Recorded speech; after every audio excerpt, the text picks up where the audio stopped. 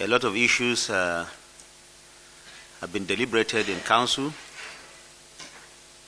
and we are taking this liberty to brief Nigerians on the outcome of FEC, and we'll give you the opportunity to ask questions. With me are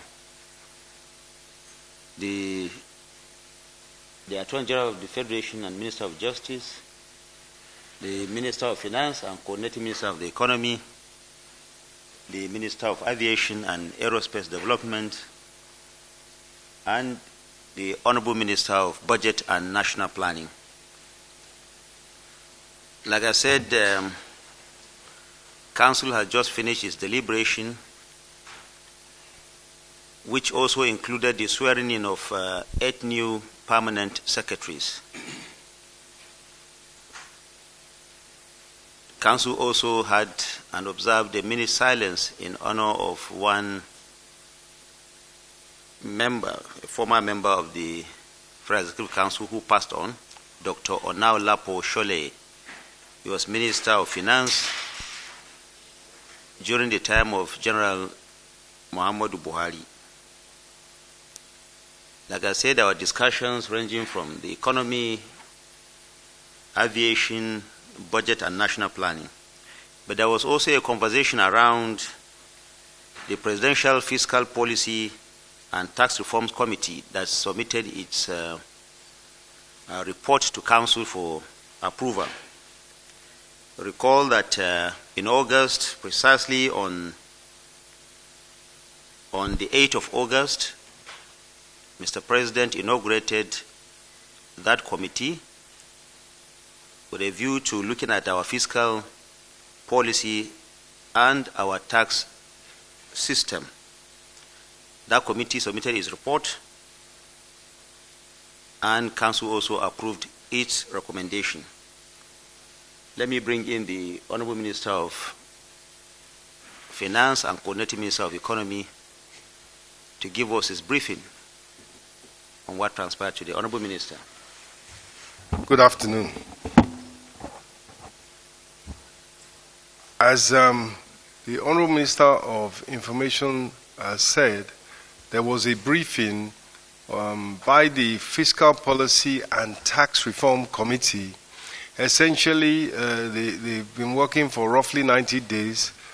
They've been working very well and very effectively, such that they're in a position to have even impacted the economy by coming up with initial reforms, as well as signposting the way forward in terms of very important targets. So in a nutshell, the policy on VAT removal on diesel is from them. They are looking to help boost fiscal situation of the government by increasing revenue, particularly tax revenue, through digitalization, additional efficiency, and rationalization of the range of taxes that we have at the moment. They are looking to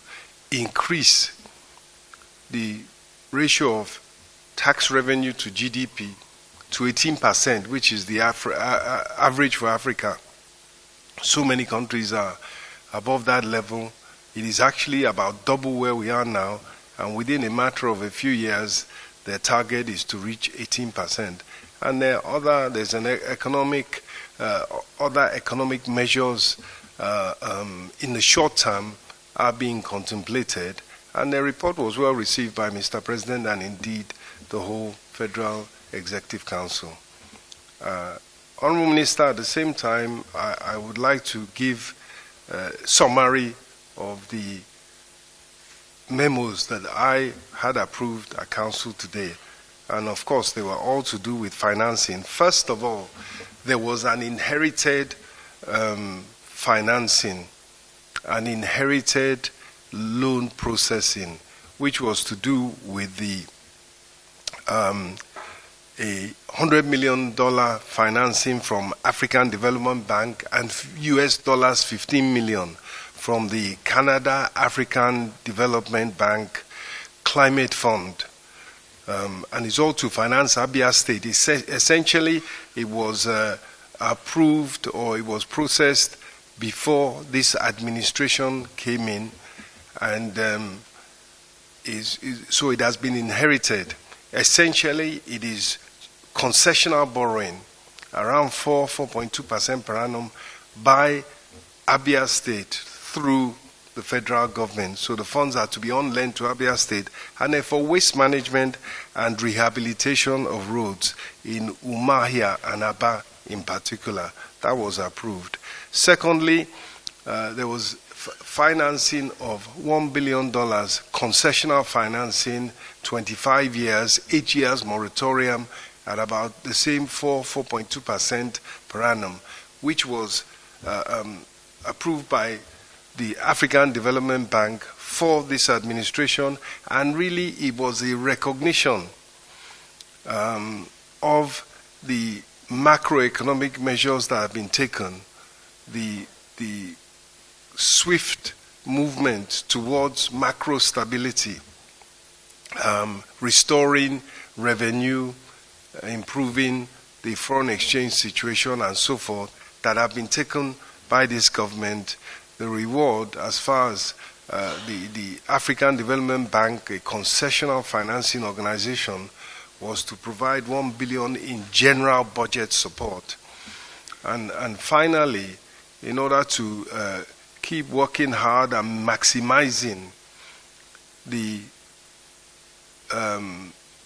ability of the government to use the markets and to take advantage of different situations and improve situations, the Federal Executive Council approved a total limit of 2 trillion naira to be available for use by the by Ministry of Finance in order to go in and out the market, and essentially to, where possible, bring down the rate of interest on the current outstanding. So essentially it will be refinancing, and the view is that there will be an opportunity to save about 50 billion naira or more in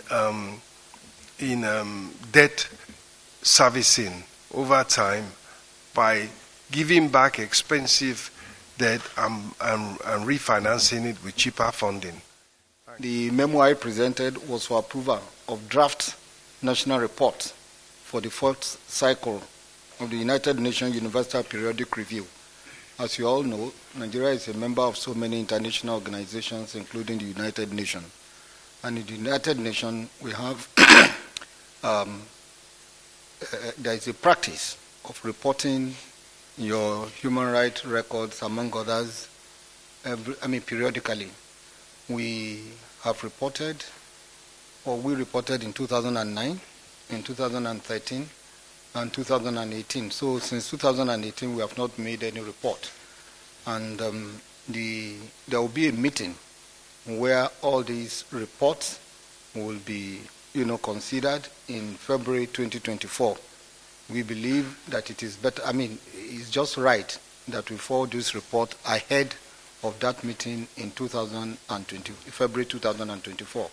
So after engaging critical stakeholders in the country in each of the 6 geopolitical zones, and including all the three tiers of government, the state, national, and at the national, state, and local government level, we compiled a report which we are sending to the United Nations on Human Rights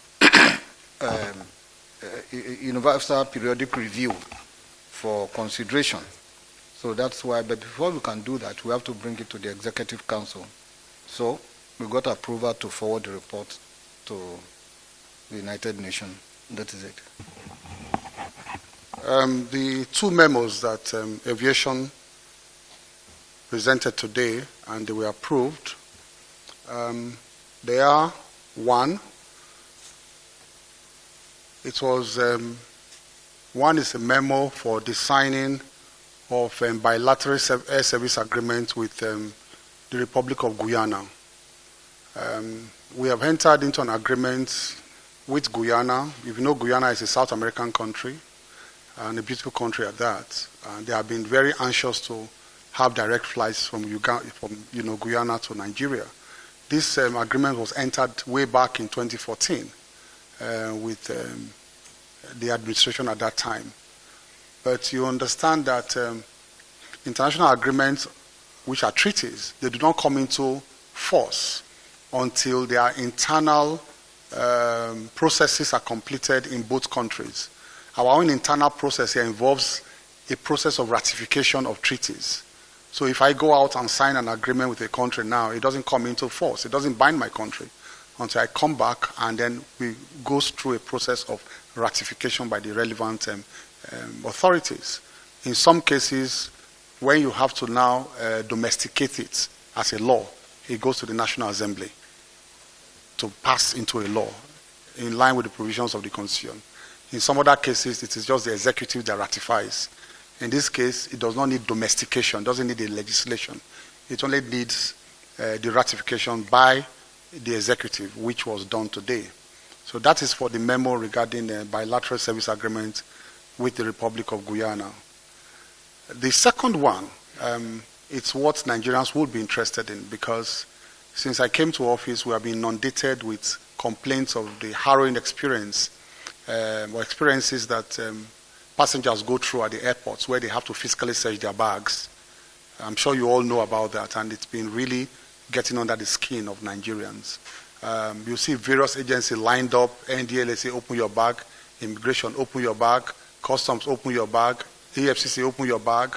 And they will dipping their hands in your bag. And so we thought we should do something like you have the TSA in America, where you have detection machines.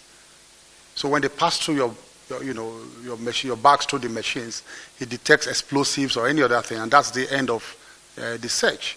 And so it's for the approval of the award of contract for the supply and installation of customized explosive and narcotics detection screening systems with remote and dual view for the international airports of Abuja, Lagos, Kano, Port Harcourt, and Enugu. Luckily enough, of course, the council saw the need for this kind of equipment in order to relieve Nigerians of such experiences, and it was graciously approved by council. Those are the two memos. Today, among other issues, the Federal Executive Council considered the 2024 appropriation bill. You may recall that the medium-term and expenditure framework was earlier approved and transmitted to the National Assembly, which the National Assembly graciously approved. And that approved medium-term expenditure framework has an exchange rate of 700 naira to $1, and equally the reference, the benchmark for crude oil price at $73.96.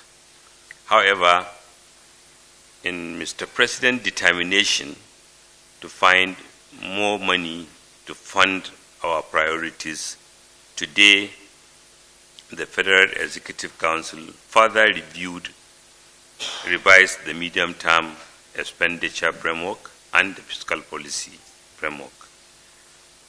And two of the important decisions was to use an exchange rate of 750 naira to $1, and also a benchmark crude oil reference price of $77.96, meaning $4 more than the earlier approval.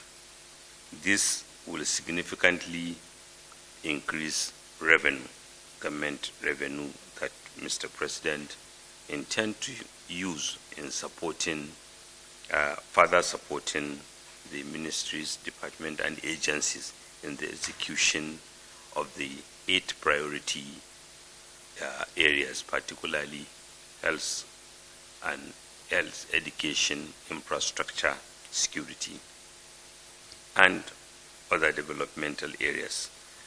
Equally, the Federal Executive Council approved the 2024 appropriation bill and the presentation of such to the National Assembly by His Excellency, Mr. President. The bill has an aggregate expenditure of 27.5 trillion, which is an increase of over 1.5 trillion from the previously estimated using the old reference prices. The forecast revenue is now 18.32 trillion, which is higher than the 2023 revenues, including that provided in the two supplementary budgets. Equally and commendably, the deficit is lower than that of 2023. Details of the renewed hope budget will be announced by Mr. President when he made the presentation to the National Assembly. Thank you.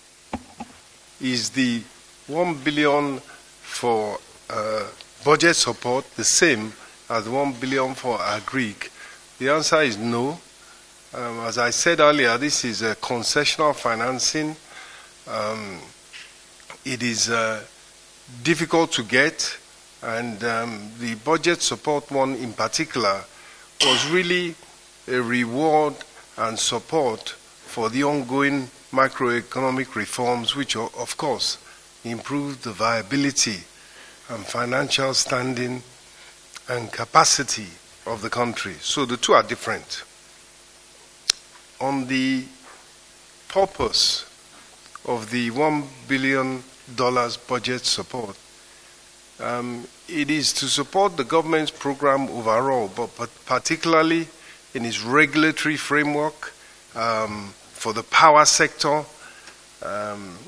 strengthening social inclusion, all-important domestic resource mobilization. You talked earlier about the tax committee and the fiscal policy reform efforts that are going on. So it's to support that and generally to strengthen accountability, transparency in government operations. So there's a whole set of specific programs and initiatives which the $1 billion is to support, but it's not a project-based funding. That's why we say it's budgetary support. There has been issue of whether we employ or recruit children into the Nigerian armed forces, and we said no. The evidence is there that we don't do this. Then do we respect the right of women? Do we discriminate against women? The answer again is no, and we have authorities. When I say authorities, I mean judicial pronouncements to this effect. You know, before now, the position was that if you were a woman, especially in some parts of the country, you could not inherit your parents, particularly your father, but we have had judicial pronouncements along this line. These are some of the things that we forwarded. Then in respect of corruption, how far have we gone about fighting corruption, especially the money stacked away by former political office holders? Again, we have to respond to this and let them know that we are pursuing this. Not only are we pursuing the corruption cases, we also make judicious use of whatever comes to the country, and it has been under the supervision of very reputable consultants. That's all. The cost of the machines for the international airports have been given at 3,233,600,000. inclusive of 7% VAT. Naira. 3 billion naira, 3 billion, 233 million, 600,000.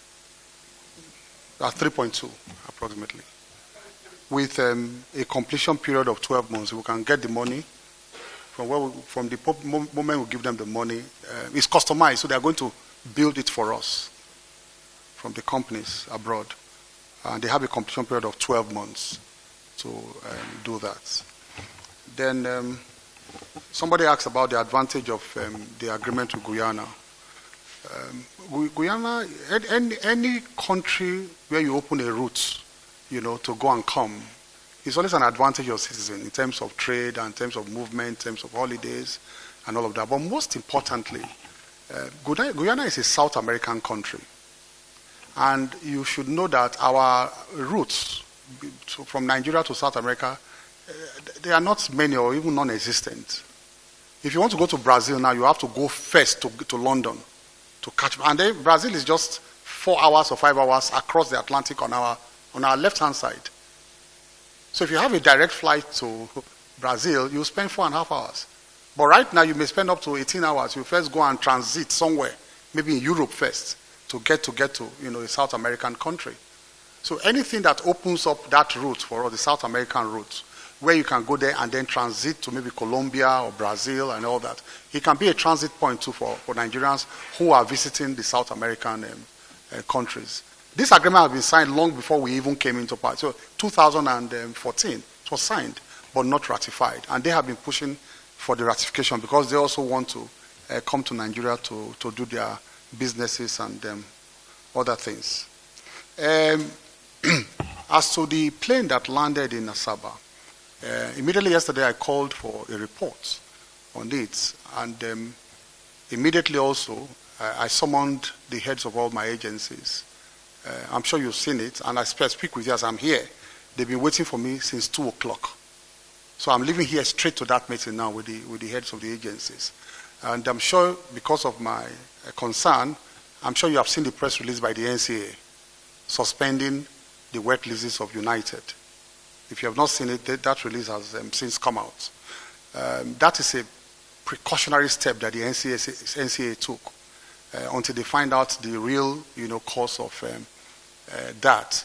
But then, because some caution needs to be applied, and we have to take precaution. The NCA decided to suspend wet leases, the wet leases by United. Not so. That answers the other question too. It's not wet leases generally, but the United wet lease.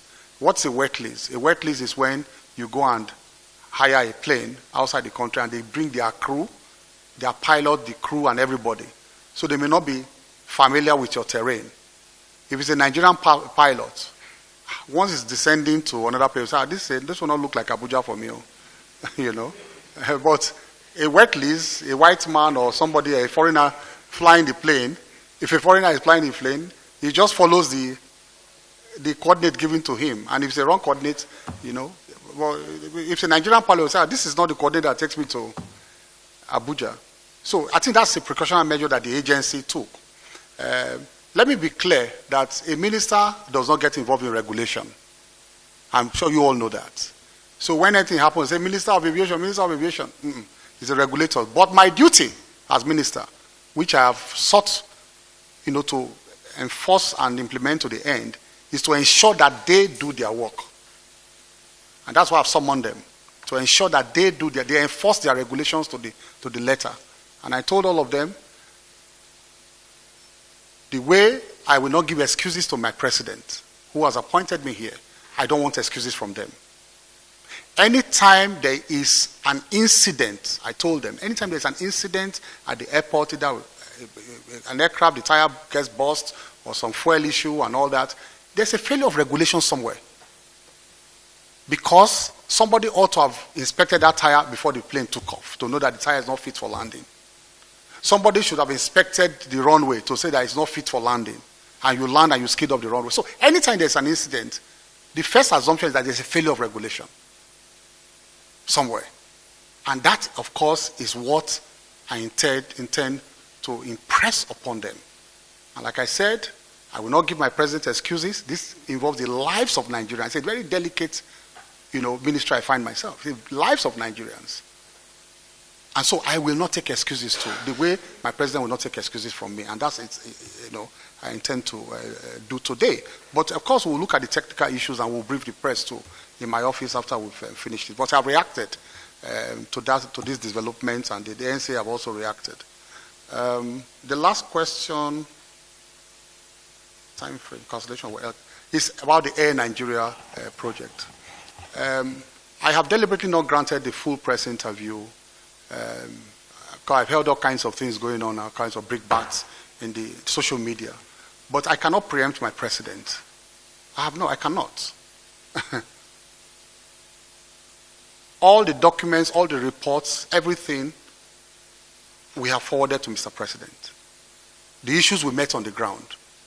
But just to say that it would have been irresponsible of me as minister to take over office, and I feel the pulse of Nigerians. I feel even the National Assembly raised concerns over that. And so many stakeholders. It would have been irresponsible to close my eyes totally to those concerns.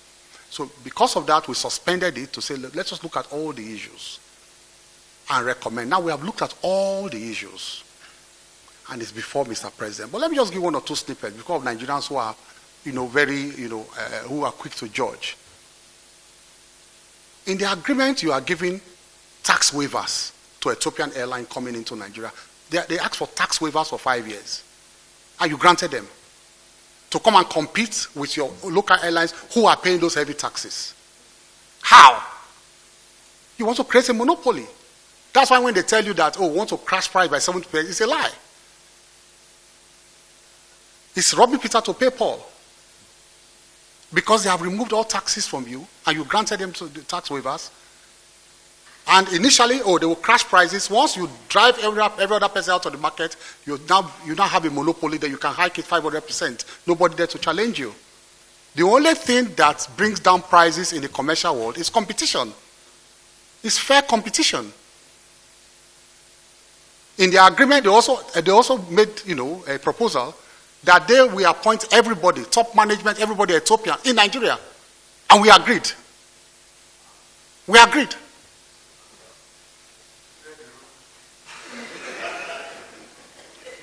I'm just giving you snippets. I'll do a full interview. I will not give more. So, when I'm ready to talk, I will talk. But I cannot preempt Mr. President. We have raised all the concerns before him. Thank you. The budget is a process until it is signed into law, and based on the demands that is brought to bear on Mr. President by MDAs and the determination of the President to make as much resources available as he can find within the law, within due process, that provided the opportunity to review in order to make more resources available to implement the 8-point agenda. The Federal Executive Council approved a revised medium-term expenditure and fiscal policy paper, which will be submitted along with the appropriation bill to the National Assembly. Then when will the budget go to the National Assembly? We are ready, and we have requested the National Assembly to confirm a date, but to respect separation of powers, we won't announce our request, but rather what the National Assembly confirms. As usual, at the end of each of these briefings, we implore you to please report factually, honestly, and transparently for the benefit of Nigerians, just the way that we try to bring to you happenings at the Federal Executive Council so that Nigerians will get to know what government is planning for them. Please report honestly, factually, and responsibly. Thank you very much, ladies and gentlemen.